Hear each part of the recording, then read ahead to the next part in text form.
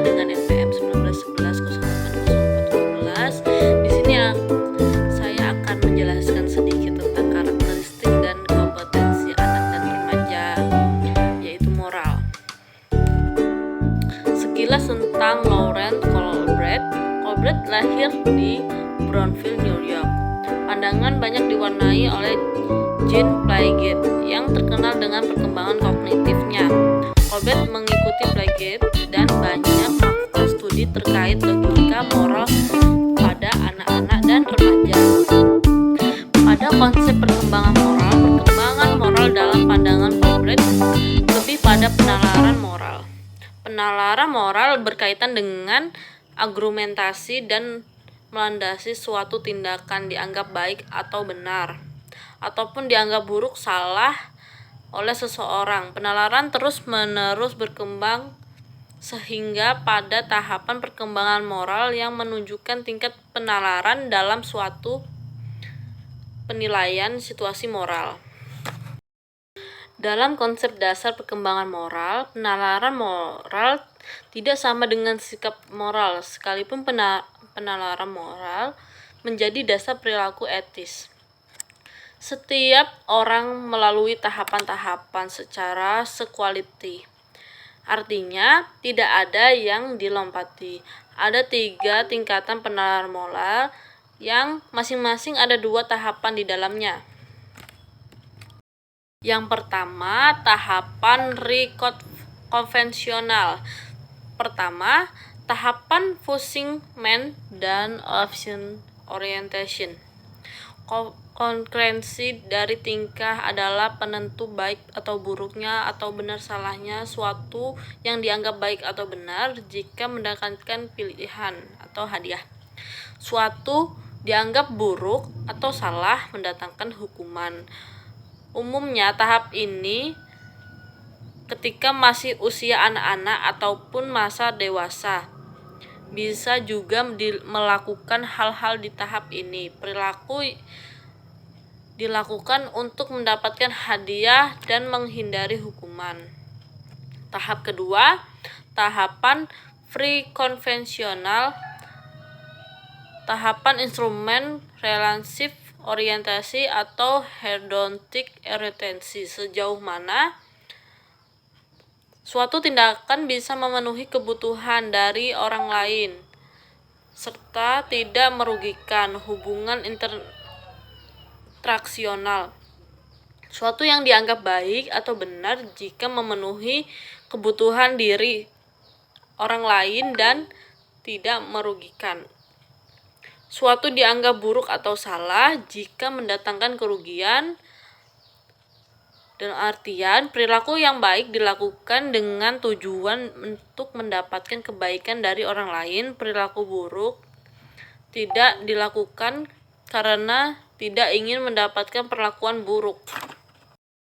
Yang kedua, tahapan law order orientation, sejauh mana suatu tindakan selaras dengan hukuman atau aturan yang ada menjadi penentu baik atau buruk.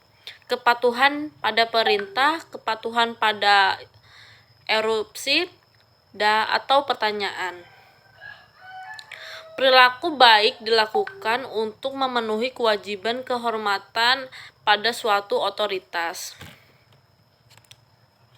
Tahapan post-konvensional.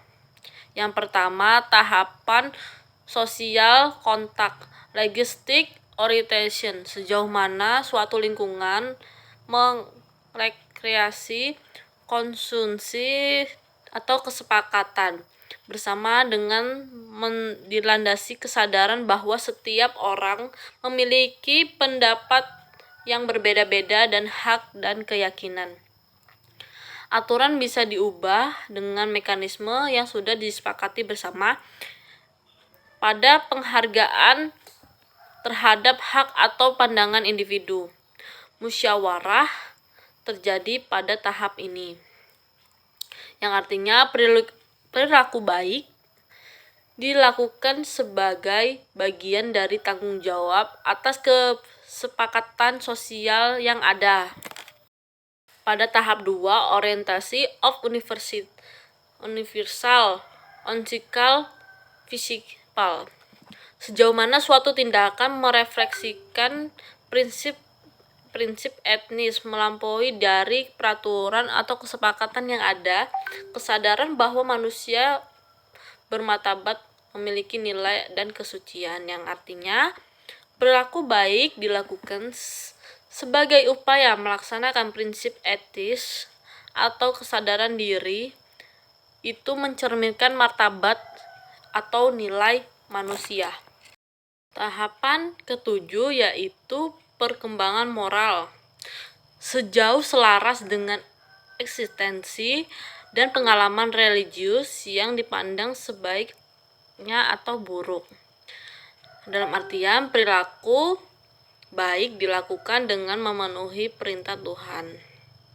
Jadi kesimpulannya di sini, moral adalah ajaran tentang baik atau buruknya suatu perilaku, akhlak yang dimiliki seseorang. Seseorang dapat dianggap moral apabila memiliki kesadaran atau untuk menerima serta memperlakukan peraturan yang berlaku dan bersikap atau memilih tingkah laku yang sesuai dengan nilai-nilai moral yang dijunjung tinggi di lingkungannya. Bisa kita ambil contoh, orang yang tidak memiliki moral biasanya tuh, contohnya akhir-akhir ini banyak remaja yang memilih perilaku yang menyimpang yang dapat merugikan orang lain, misalnya seperti kasus yang terjadi 2 pelajar SMA yang ditangkap ikut pesta sabu-sabu. Kemungkinan kasus ini terjadi karena kurangnya pengawasan orang tua terhadap anaknya. Perilaku ini juga disebabkan oleh ketidakacuhan terhadap harapan sosial, karena mereka kurang bisa menyesuaikan diri terhadap harapan atau aturan-aturan sosial. Kebanyakan orang tua, jika anak sudah memasuki jenjang SMA, mulai memberi kebebasan kepada anaknya dan kadang juga jarang diawasi. Seperti itu.